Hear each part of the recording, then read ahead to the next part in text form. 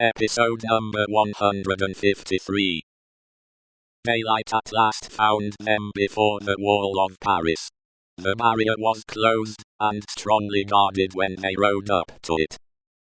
"Where are the papers of this prisoner?" demanded a resolute-looking man in authority, who was summoned out by the guard. Naturally struck by the disagreeable word, Charles Darnay requested the speaker to take notice that he was a free traveller and French citizen, in charge of an escort, which the disturbed state of the country had imposed upon him, and which he had paid for. "Where?" repeated the same personage, without taking any heed of him whatever. "Are the papers of this prisoner?" The drunken patriot had them in his cap, and produced them. Casting his eyes over Gable's letter, the same personage in authority showed some disorder and surprise, and looked at Darnay with a close attention. He left escort, and escorted without saying a word, however, and went into the guard room. Meanwhile, they sat upon their horses outside the gate. Looking about him, while in this state of suspense, Charles Darnay observed that the gate was held by a mixed guard of soldiers and patriots, the latter far outnumbering the former, and that, while ingress into the city for peasants' carts bringing in supplies, and for similar traffic and traffickers, was easy enough, egress, even for the homeliest people, was very difficult. A numerous medley of men and women, not to mention beasts and vehicles of various sorts, was waiting to issue forth, but the previous identification was so strict that they filtered through the barrier very slowly.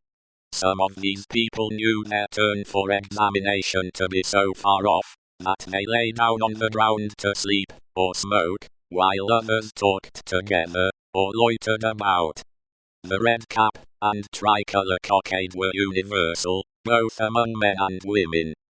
When he had sat in his saddle some half-hour, taking note of these things, Darnay found himself confronted by the same man in authority, who directed the guard to open the barrier. Then he delivered to the escort, drunk and sober, a receipt for the escorted, and requested him to dismount. He did so, and the two patriots, leading his tired horse, turned and rode away without entering the city.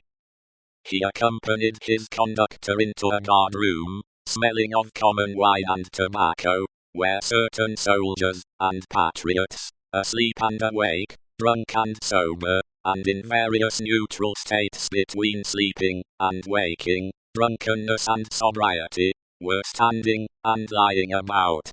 The light in the guardhouse, half derived from the waning oil lamps of the night, and half from the overcast day, was in a correspondingly uncertain condition.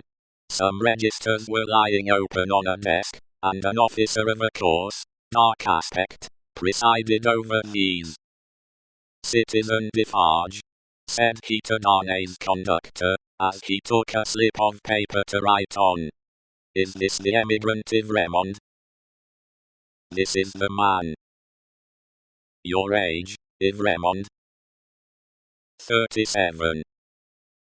"Married, Evremond?" "Yes." "Where married?"